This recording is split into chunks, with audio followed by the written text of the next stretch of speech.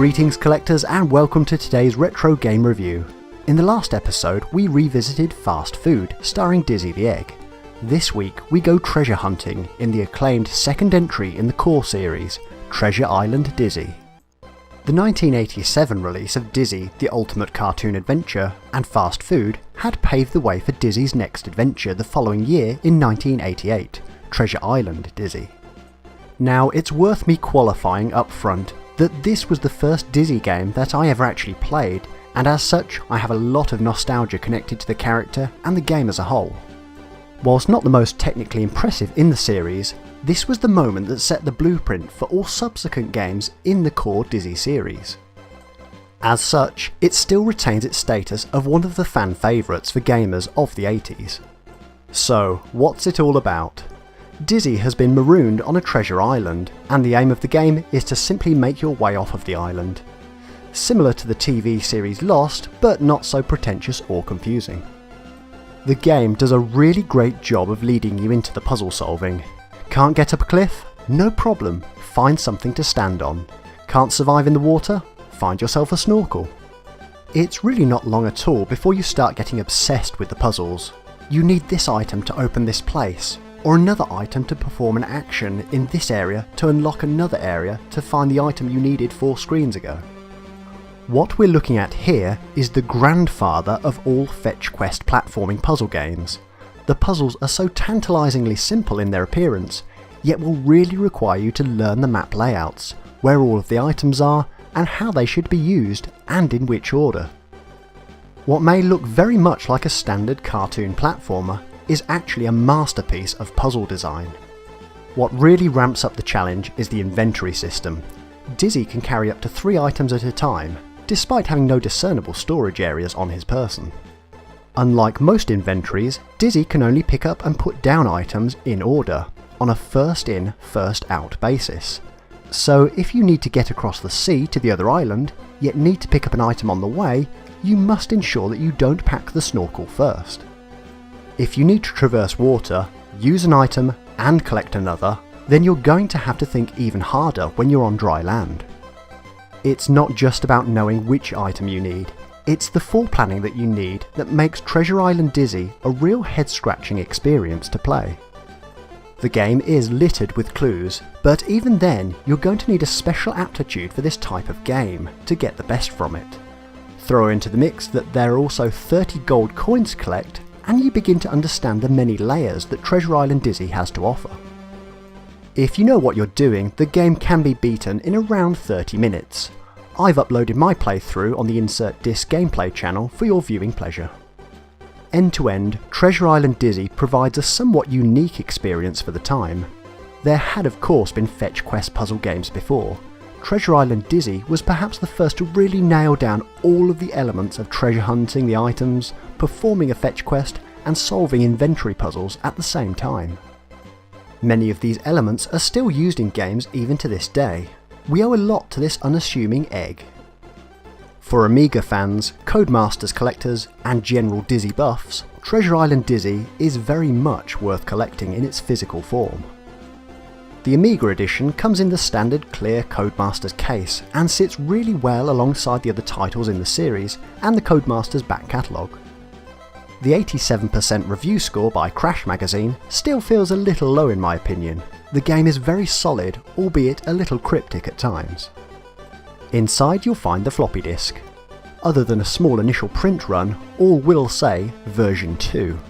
I've personally never seen a first edition, so I think it's safe to assume that these are reasonably rare. What you do get with the inlay is the context to the adventure. I'll share with you the backstory as to how Dizzy found himself on the island. Dizzy was looking forward to the round-the-world cruise. When he told the other yoke folk about the good deal he found, they wondered just what lay ahead of him. Dizzy enjoyed the cruise at first. The captain, Long John Silver, was a lovely old bloke with a kindly manner, good at insulting and degrading the fair-paying punters. He was well balanced. He had a parrot on one shoulder and a chip on the other. Dizzy thought he would organise a game of cricket on the aft deck. In a fit of blinding stupidity, he used LJ's spare leg collection as makeshift stumps, and when they were lost overboard, he was made to walk the plank, That was how he came to find himself gently poaching on the silent, sun-kissed beach of a seemingly deserted island. He had to somehow find a way back to the Yoke folk and lodge his compensation claim with the travel agent. There's something very British about this humour, that slight edge of nonsense used to set up the game. Hopefully by now, you're falling for the charms of Dizzy and want to put this one in your collection. Pricing for Treasure Island Dizzy has held very stable over the years, released at just $4.99, and on a good day, you will pay that as a collector today. What might be surprising though is the comparative pricing between Treasure Island Dizzy and the previous year's spin-off Fast Food. Treasure Island Dizzy was released at $4.99, yet Fast Food retailed for $6.99 at launch. Compare this to Codemasters' Rockstar Ate My Hamster, also priced at $4.99, it would seem that Codemasters had initially been overambitious with the demand for fast food, and subsequently dropped the price of their main series titles downwards to increase sales. Personally, Treasure Island Dizzy represents a really great age of gaming, and I'll always most associate it with the Commodore Amiga. This is definitely a title that deserves a lot more recognition than it perhaps sometimes gets. That's not to say that it isn't without its issues. The control system is perhaps the area where most fingers point. Dizzy being an egg tends to have quite a large looping jump cycle, which can get you into trouble if you're not careful. The difficulty in some of the puzzles will almost certainly frustrate those with short attention spans. Collecting all 30 coins is also a little challenging. Since most things in the game kill Dizzy with one hit, why would you think to get eaten by a fish for an extra coin? If you grew up with this type of game though, then you're really going to be in for a treat, whether you're revisiting this one or picking it up for the first time. Prior to making this episode, I hadn't played the game end to end in some time, although I could still complete it from memory for the playthrough video. There is a notion of a true ending to the game. Remember those coins we were collecting earlier? Well, you'll need all 30 to pay the greedy shopkeeper the tax you owe him at the end of the game. 27, so close. You can of course go back and find the final coins, if you wish, although the final message is very much the same either way. To be honest, I can't actually remember where they are, so 27 it is then. Interestingly, for the box callouts, it mentions secret cheat modes. It's as if to say, we put them in there, we might as well market them. Type in eggs on legs and you'll get an invincibility mode.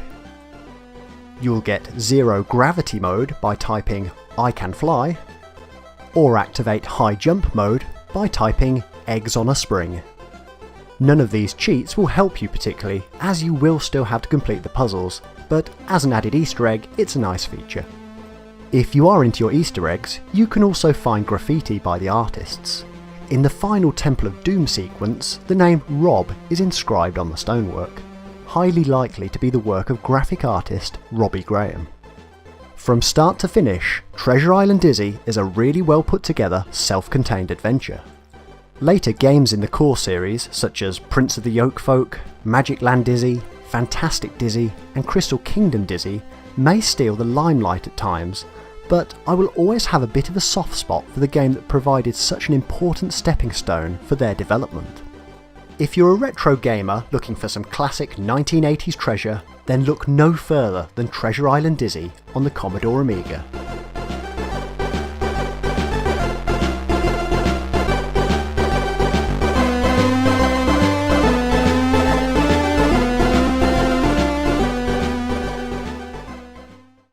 Hello again, I hope you enjoyed today's show and thank you for the view. Remember, you can always comment, like, subscribe and find us on the social media sites below. Happy collecting!